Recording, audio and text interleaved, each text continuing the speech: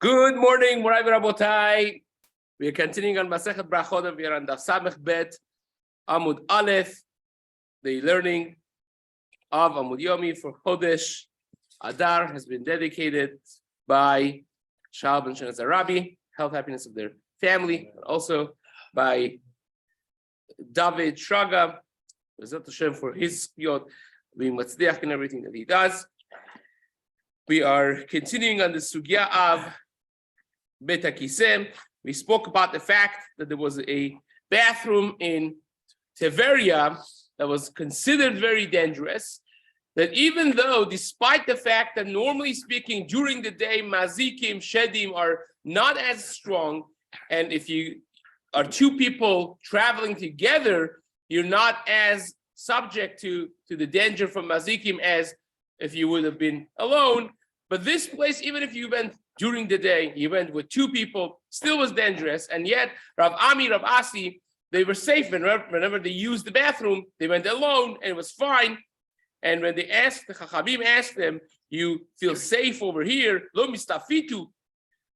Amri lehu anan kabbalah gamirinan. We have a method, a formula, so to speak, is skula. What's the skula of being safe in the bathroom? Is two things.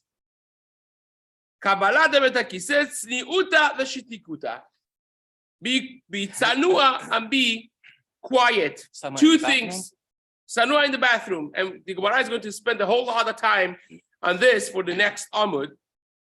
And once they're at it, they also say Kabbalah the Yisuri, someone that Chas Shalom experiences difficulties and suffering in his life. The formula for that also is shtikuta umibai rachami, keeping quiet, vayidom Aaron, so to speak, and also asking for rachamim, davening to HaKadosh Baruch Hu. Now, the Gemara says, Abaye, meravya leh imeh, that we're holding by the middle of the Amud, where you see the imeh is put in parentheses in the beginning of the line. Rabbi Ime, the mother of Abaye, well, Abaye did not see his mother ever because he was a yatom from both father and mother. Rahman Litzlan, his father passed away during the pregnancy. His mother passed away at birth. So he was raised by someone that he always quotes actually in throughout Shas as Amra Li'em. He quotes this woman that was very wise as his mother, but really Abaye was a yatom. Actually, the word Abaye, the name Abaye, stands for Asher Becha Yerucham Yatom. The pasuk, this is Asher Becha Yerucham Yatom. It spells out Aleph Beis Yud Yud, and that is the name of Abaye. He was raised by Rabbi. Rabbi basically took Abaye in, and there's this woman that raised him as a mother figure, which is what the Gemara is referring to over here. So what she did was she raised a little sheep that would go around with him when he was a little kid. She trained a little lamb, a little sheep that would go around wherever Abaye would go. And part of what she did this for was not just the Fisher Price toy, was actually for protection. The me'al ba'adel Bet HaKiseh, that when he goes to Bet HaKiseh, also this sheep would go with him, and again would not be alone in order to have protection. So it says the Gemara, Ulravia legadia. Why sheep? Why not a goat? Says the Gemara, Seir v'seir michlif. The Shin Dalet, the shed of Bet HaKiseh, actually has association with the looks, it's beyond my pay grade, of a goat. And we see this in the Torah also, that when the Torah says do not bring shchutei chutz, it references the shchita that they should not bring korbanot for seirim. It's referencing to avodah zarah, to shedim, and he calls them seirim, which translated in simple Hebrew would be goats. So there is that association. Therefore, she did not want to do that because that would be michlif. Rava Rava, how did he protect himself? Or his wife really protected him. Resha, before he became the official Rosh Yeshiva, the daughter of Rav Chisda, we learned this before in the beginning of this parak, that he was married to the daughter of Rav Chisda. So she made, she put in an egoz, a walnut inside a copper vessel, and she would, from the bathroom that they had was adjacent to their house, from the back of the house, and she would make noise, because we see this elsewhere in Gemara as well, that when you make noise, the nechashim, the snakes, they're afraid they will stay away, right? And also apparently this works for shedim as well, so that's what she would do. Amguza bekalana. And that's what she would do in order to scare away basically the snakes and so on. But the Malach, after he became Rosh Yeshiva, now when you have a bigger Talmid Chacham, is more subject, so to speak, to danger from Shedim, the Kochot HaTum'ah, they are more after him. So therefore, she did something more. She opened basically a window from the wall of the house, which was the shared wall between the house and the outside of the house, which was the bathroom that they had. And she would, when he would go there, when he was home, she would put her hand on his head. This way you have two people, so to speak, in there, even though that there's only one person sitting in the bathroom. So says the Gemara, Amar Ulam. Ula said, Achoreha geder nifne miyad. Now, the Gemara is going to discuss over here what is considered a proper conduct of tzniut when you want to go to the bathroom. You don't always find yourself, again, especially imagine 200-300 years ago when they didn't have the civilization and the pipes and the sewer lines and so on and so forth.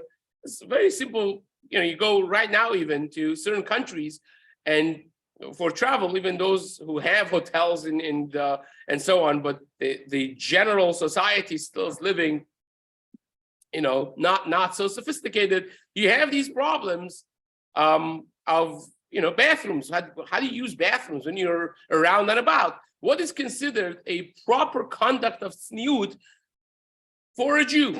And this is something that you see the Torah Kedosha actually makes a point of when you're in a war. When you're in a war, on a battlefield, even nowadays, when you're in a battlefield in Iraq or whatnot, how do you go to bathroom? You don't always have a pop-up bathroom in the middle of a battlefield. So the Torah says that when you want to don't do it just anywhere.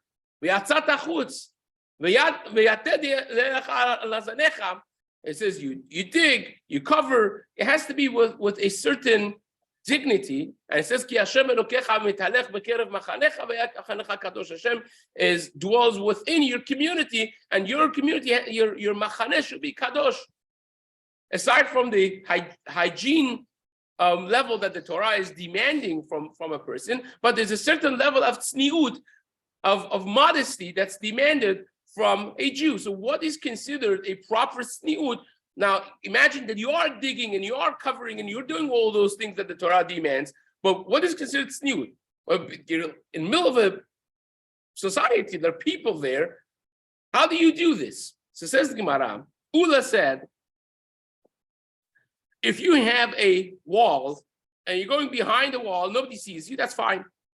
Nifne miyad, you could do it right there, even though that technically speaking, someone could hear you, and that would be kind of like embarrassing, but that's not considered a lack of tzniut. The sight is lack of tzniut. If you're behind the wall, that's fine.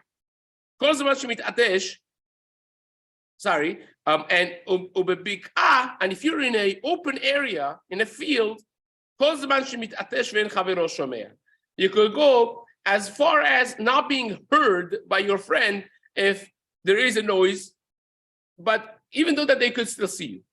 So that's not considered necessarily tzniut, that's not considered lack of tzniut. Isi Bar Natan disagrees. The second opinion in the Gemara is Isi Bar Natan, and he is one notch higher, more stringent than the previous Shita. He learns, you could be behind the wall provided that your friend cannot hear. You're far enough, the wall is far enough from the next living human being that your friend does not hear you when the regular noise that's made when a person goes to the bathroom. If you're in an open field, then you have to go as far as not being seen by your friend. You have to distance yourself enough that your friend cannot see you. So it's not the hearing that is considered a lack of tzniut, but even sight is considered lack of tzniut. The Gemara is going to ask two questions on this Isi Bar Natan, the last shita that we just mentioned. Metiva, they asked in the Bet Midrash, Yotz'in mi petach bet abad. This is a Mishnah in Taharot that speaks about when you have oil press. So how do you keep the people who were Talmidei Chachamim and they kept Taharot, right? In other words, even they ate even their chulin with Taharat HaKodesh. So how do you deal with Taharot when the workers of the Bet Habad, the workers of the olive press, they are Amei Haaretz, they're not careful. So you have to be there. It's like a mashgiach of nowadays, right? You have a mashgiach tamidi. You have a mashgiach tamidi. So now you're a mashgiach tamidi over there, and you need to go to the bathroom. But you have to leave the site for the meanwhile to go to the bathroom. What happens with the supervision that you must have over the olive oil that's being pressed over there that has to stay tahor? That's the dealing of the Mishnah. Now, the good thing about that is, even though that we're talking about taharot, the beauty of it is now you speak about the minimum tzniut that you need for going to bathroom, because you don't want to go far. Because if you go far, then it's a question of supervision, right? One of my friends used to be a mashgiach, and he was telling me how difficult it is to kosherize a hotel, especially when you have certain workers that they're not necessarily anti-Semitic, but they don't care and they want to go against your authority, because you're coming in and you're given from the head of the hotel, you're given authority over their house, their kitchen, they're there the whole day, and now you're telling them, you're bossing them around, they go against you. So he said, one day, for 2 minutes, I walked out of the thing as we were kasherizing the vessels of the hotel, and this massive pot that they have that they do hagala inside of it, and you have to have like special special gloves, heat resistant, and you put things in and take things out. Standing on top, there's a whole. I said I stepped out for a minute and came back in, and the next thing I put in and took out, it was a piece of non-kosher meat that dropped bedavka. Wow. They dropped a piece of like pig or whatnot, and non-kosher meat inside this pot, just to get back at. So. Well, you can't always trust the thing. So you're here, you're trying to supervise something, and you step out. If you step too far, then you're in bad shape. But you have to be tzanua, you're going to the bathroom. So from this Mishnah and Taharot, the Gemara is going to try to bring proofs of what exactly is considered the minimum tzniut that you need when you use the bathroom. Says the Gemara, you exit the door of this press house, the olive press, and the mashgiach could go basically to the bathroom right behind the wall. And then still the olives, the shemen is considered tahor. The Gemara says, no, that's not a raya. In other words, the Gemara is asking, well, you see, not like this last shita that we had, right? Rabbi Bar Natan held that he can't just be behind the wall; he has to be far enough that they can't hear you, right? The Gemara seems to say that here you go behind the wall and it's fine. The Gemara says no. That's because we want to make sure the oil stays tahor. We don't want the mashgiach to go far. Therefore, they specifically were lenient for him to do it in this way, in the minimum sniut. More lenient level than a regular person, because this is what's at stake is, serious things. So you have to be careful. When you see a mashgiach, till davening mincha with the people, you go afterwards to him and I say, shouldn't you be watching? Isn't that your job to be watching a thing and catch it early mincha at 12:30 or so on and so forth? That's something that nicely could be said to the mashgiach. So says the Gemara. Tashma, kama yarchiku ve'yu teorin. How much do you have to go? This is another question. How much can you distance yourself from this hashgacha site, so to speak, of the olive press, and still would be tahor, the things, is considered a proper hashgacha, minimum proper hashgacha. Still, you have to still be able to see it. In other words, if you don't have a wall that's sanua and so on, how much do you go? Says the Gemara, says the Mishnah in Ta'arot, you still should be able to see. In other words, the Mashgiach has to always keep an eye on the area of the olive press. So you go as far when you want to go to the bathroom as you still are close enough that you could see it. But you know what that means? That means the workers of the olive press also could see you. If you could see them, they could see you. And still, the Mishnah seems to indicate that's mutar. Right? Who is that not like? Isi Bar Natan. Because he said, if you're in an open place, you have to distance yourself enough that they can't see you. Says the Gemara, again, the same answer. Shani ochle ta'arot de'akiru be'ura baran. Because of the chashivut of ta'arot, Chazal were mekel on the level of tzniut that a person would need, because he can't not be mashgiach, he can't not be properly supervising it, and therefore he cannot bring a raya from the Mishnah in Ta'arot, says the Gemara. Rav Ashi answers a second answer for this second question. Says, you know what the Braita says, as long as your friend can't see you, doesn't mean that he can't see you. It means he can't see the area of his body that's exposed, the area of erva. He could still see your head, your upper body.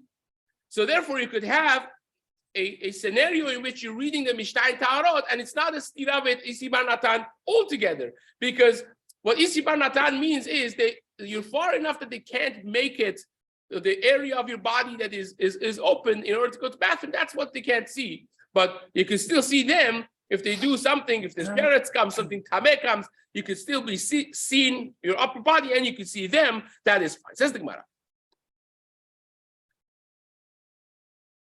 My kol zman she'en chavero ro'eh the kamar Isi Bar Natan kol zman she'en chavero ro'eh et peru'o. Isi Bar Natan means they can't see your exposing your body, that area of erva, but they could see him, they could see his upper body, they could see his head, and he could see them, and that's fine. That's Rabbi Ashi's answer. Hahu Safdana story.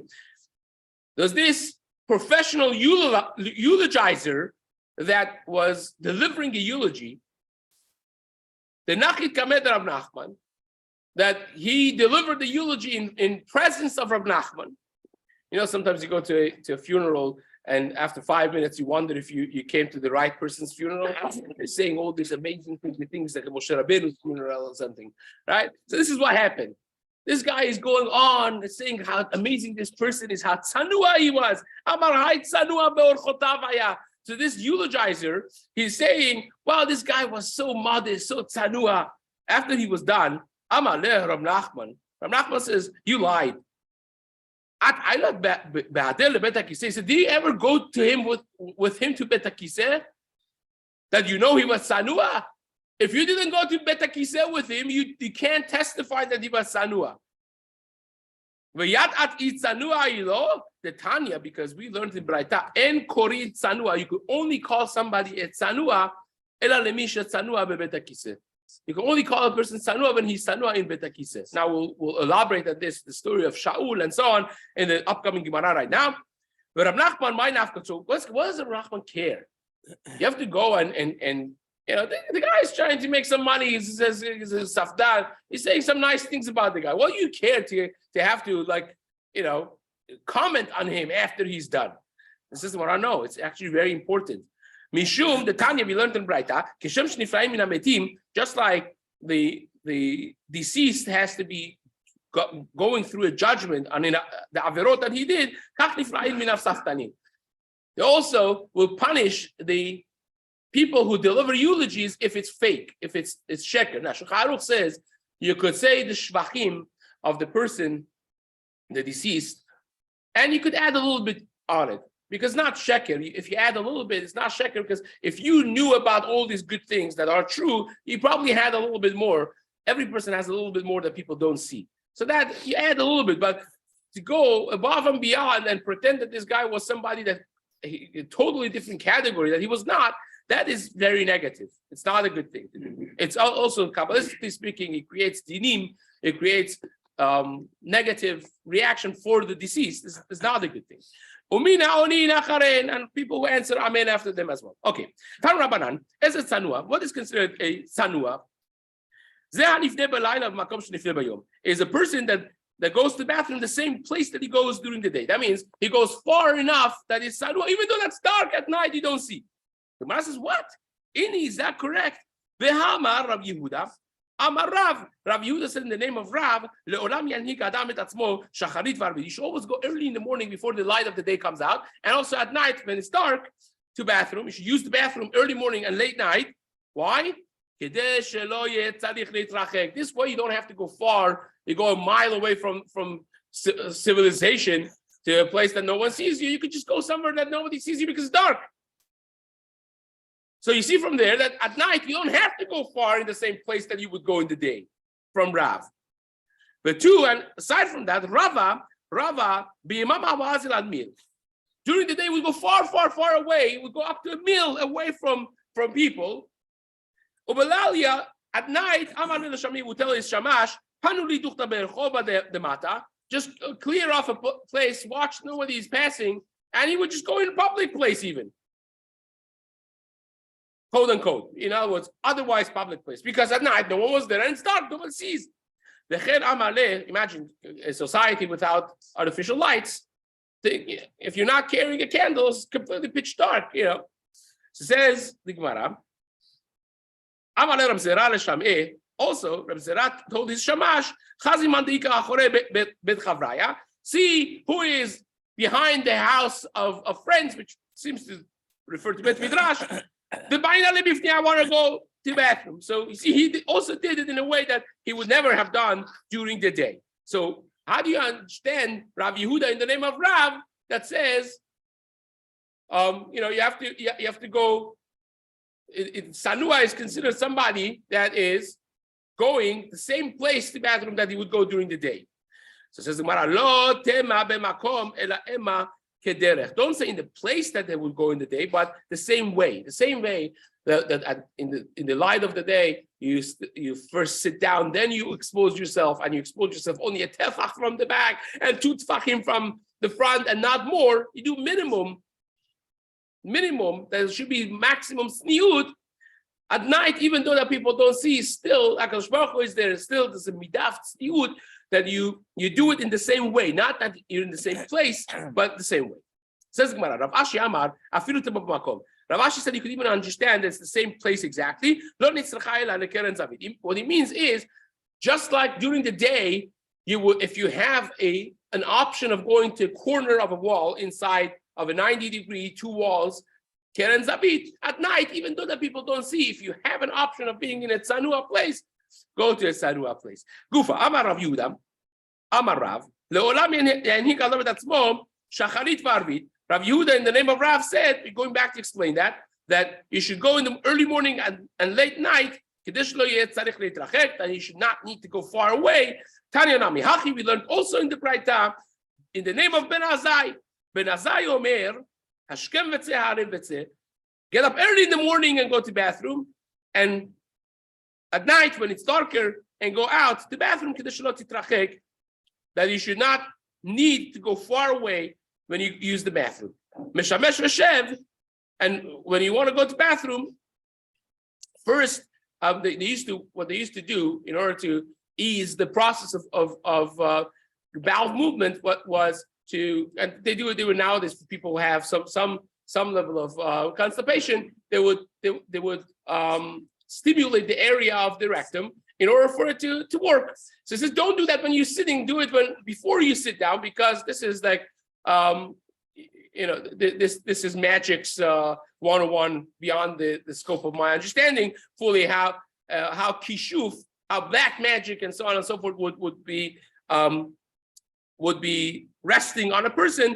Don't sit and then do this stimulation, because if you do that, even if they do kishuf in Spain, Ba'in alav, it will come on him even though that's far away. Now, if someone by mistake did this already, he sat and then he stimulated himself.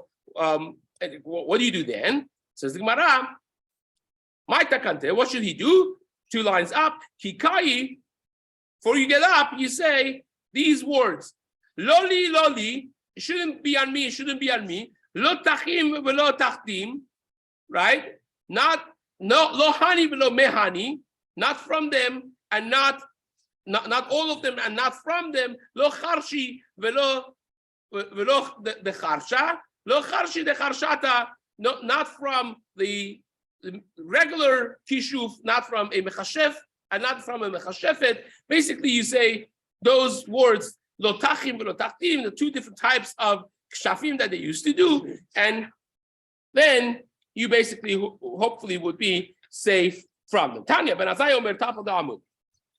Ben Azai said, Al kol mishkaf shchav chutz min hakarka. You could lay down to sleep on anywhere aside from on a bare ground, right? Now the Mekbarim saying that our grounds are not the same thing. Where asphalt or tiles and so on is not the same thing. This actually becomes handy for Yom Kippurim that people go on the floor, or for Tisha B'Av that people sit on the floor, or Avel, Rahman Litzlan, and so on and so forth. So says the Gemara, Al kol moshav shev chutz min hakora, and sit on anywhere you want to sit, but don't sit on a beam, right? The beam of the ceiling. That's dangerous. Amashwel shena b'amud hashachar ke'istema leparzela. If you sleep, Amud hashachar it's a good thing because it's like covering metal with steel, strengthens the body, right? Sleep enough, basically. Yetzia b'amud hashachar, also going to the bathroom early morning before you start your day, also is going to strengthen your body, like steel covering the iron, the metal. Bar Kapara was a very smart person, and he had a way with words. He had this like smart quotes and sayings, and people liked it. It's like saying a message in one line, saying it in a poetic way. You have people who had like famous quotes. That was Bar Kapara. So much so that people would come pay him money for the coats that he had. He made the parnasa out of this. So some of the things that he would say, bedinari, they would come, Mizban midi bedinari, he would sell his coats with money. Says the Gemara, at the kanvat echol, when you're hungry, eat. At the sachit shte, so long as you have a desire to drink, don't wait for it. When your body calls for eating or for drinking, do it. At the ratcha pidrach shfoch karna, shfoch, and when you need to go to bathroom, do it right away. Karna karya beromi, bar mizbin te'eni da'avuch zavin. And if there is a market that in Rome, they're basically announcing that you're selling te'enim, for instance, the market of te'enim is high, right? You have the stocks are high. Even if your father is selling te'enim, do it right then. Don't wait for it, because there's a time for everything. And if you miss the window, you have missed it, basically. So again, the reason Gemara brings it here is because Gemara wants to say, when you need to go to the bathroom, do it. Ben Ishchai writes, halachically speaking, says, if you're in the middle of an Amud of a Zohar or a Gemara, you're learning and you need to go to the bathroom, don't say, let me finish just this staff and I'm going to go. Go right away. Go right away. He's talking about Kabbalistically as well, not to be mashenek avav. There's halachic boundaries for this, for a person can't hold himself for 72 minutes, can't hold himself for 72 minutes. A person that can't hold himself for 72 minutes, he needs to go to the bathroom so badly, he's asur for him to daven even. And if he davens, perhaps the tefillah doesn't count, he has to daven again afterwards. Because the goof is not considered the goof naki. But he says, forget about that. Even if you could hold yourself, don't. And this is again like the Bar Kapara over here. Says the Gemara, Abaye said to Chachamim, when you go passing in the streets of Mechuza, the city Mechuza, the mefak be chakla, to go to the fields. In other words, you're going to the outskirts of Mechuza. Now, what happens in the outskirts of the city? Usually, people are not. It's not a lot of traffic there. So when there's no traffic, what happens is a person that needs to go to the bathroom sits by the road and does what she does. So it says if you're going there because of this possibility, maybe a woman is sitting there going to the bathroom, it says don't look to the sides. Of course, they would not be sitting on the road, they would be going, a number of tens of feet away. But if you start looking around, then you'll see them. So it says don't look, just look straight and go to your path in order to avoid, we spoke about this Gemara in Baba Batra Daf Nun Zayin, a person that puts himself in a compromised situation in Tzniut, that he could see Nashim Ha'omdot Al Kivisa, that women would go to the river and they had to fold up the skirt of their clothing in order to sit in the river and wash the way they used to do laundry back then. And the Gemara says if you have a different option of a path and you choose that path, you call it Rasha. So therefore it says be careful when you're going that there is this possibility, hence don't look around, says Abaye. Says the Gemara,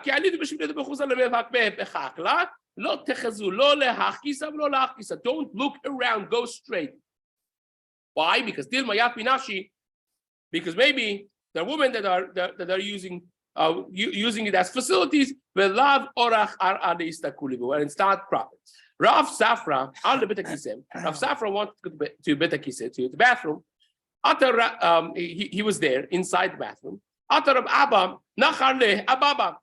Abba came and he made a noise in order to see if somebody is there, because he thought that, okay, if someone is there, he's going to also make a noise back. Then this is how they communicate. You don't talk in the bathroom necessarily. That's not considered proper. It's a whom is that? Somebody's there, you don't go in, right? To be sensitive, not to just barge in. So what happened was, Rav Safra, instead of making a noise indicating that he's there, he just spoke. He says, oh, you want to come in? Come in. Amale leolmar. Come on in. So of course he didn't go in. He waited until Rav Safra came out. But at the Nafik, when he came out, he told him, Ad hashta lo ailad lesir gamrat lach mili desir. He said, you became like goyish when you didn't learn this is a Mishnah. Lav hachi tenan. You don't remember the Mishnah that says Madura? It's Mishnah in Tamid. It speaks about the Bet HaKiseh that they had in Bet HaMikdash, right? The bathroom that they had over there in the Mikdash was called Bet HaKiseh Shel Kavod, a respectful Bet HaKiseh. What was Shel Kavod? What was special about this Bet HaKiseh that was called Bet HaKiseh Shel Kavod? V'zeh haya kevodo. This was the Kavod. Metzao na'ul beyadua sheyesh sham adam. Metzao patuach beyadua she'en sham adam. They had made it with a lock. This way, you didn't have to talk. You go there, you lock the door. Someone comes and tries, it's locked. Someone is there. They eliminated the necessity for talking, and that's considered shel kavod, because you're not supposed to be talking in the Bet HaKiseh. So says the Gemara, Alma lov orach arahu. You see from here, that's not derech eretz. It's not the proper conduct to speak in the Bet HaKiseh. Behu savar, Rav Safra thought, why he spoke? He knew the Mishnah in Tamid. Well, you think he didn't know the Mishnah? Oh, of course he knew. He thought that if Rabbi is coming and making noise by the door of the Bet HaKiseh, he may be in sakana. Savar mesukanhu. Maybe he's in sakana, and if it's sakana, that overrides all of this, the nice conduct of Bet HaKiseh, the derech eretz goes away because you're in sakana. How do we know that this could be a sakana? The Tanya, we learned in the Bet HaKiseh, in the Braita about the proper conduct of Bet HaKiseh and what happens if a person refuses or waits from going to Bet HaKiseh. Rabbi Shimon Gamliel Omer, 3 lines up from the white lines. Amud HaChozer mevi et ha'adam lidei haderokan. If you need to go to bathroom to have bowel movement, and you don't, you push it back, brings you to drokan. Silon HaChozer, if you need to urinate and you push it back, mevi et ha'adam lidei yerakon. It's not a good thing. Both of them cause sicknesses and illnesses. So therefore, that would be sakana. He thought that maybe he is in dire need of going to bathrooms. Come in. Rabbi Azar went to Bet HaKiseh. Ata hahu parsa. This guy came. We will see later on that this was a Roman guy. Dachke, and he pushed him away. He didn't let him go in. He said, "You dirty Jew, get out." He went in instead, right? So he got up and he left. This guy went in instead. And a large stake was there. And instead of Rabbi Elazar being bitten and damaged, this guy came. He was subject to this stake that was there. Kari aleh Rabbi Elazar said to himself the pasuk that says "Ve'eten Adam tachtecha," the pasuk in Yeshaya that says Hashem says, "I saved you." Ve'eten Adam tachtecha ul'umim tachat nafshecha, that I put another person instead of you to be damaged and saved your life. Al tikri Adam ela Edom. And here in this case, don't read Adam but Edom. Now, the next story in the Gemara is going to be a fascinating story about David HaMelech and Shaul. We know that David HaMelech was a son-in-law of Shaul HaMelech, and at some point, when David HaMelech was secretly nominated and anointed by Shmuel HaNavi as being the king, that caused the Ruach HaKodesh to be separated from Shaul, who was the residing king in the palace, and he became depressed, and he started hating the success of David, his son-in-law, and suspecting him for wanting to take over. And that depression and that suspicion drove him to chase David HaMelech, his own son-in-law, take him away from his daughter, giving his daughter to marry somebody else. And for 6+ years, he had the entire army of the Jewish nation after David to kill him. And they had certain instances that the Gemara is going to discuss tomorrow, Bezrat Hashem, fascinating greatness of David HaMelech that you see in the upcoming story in the Gemara. Bezrat Hashem will continue in the days to come. Zak Baruch.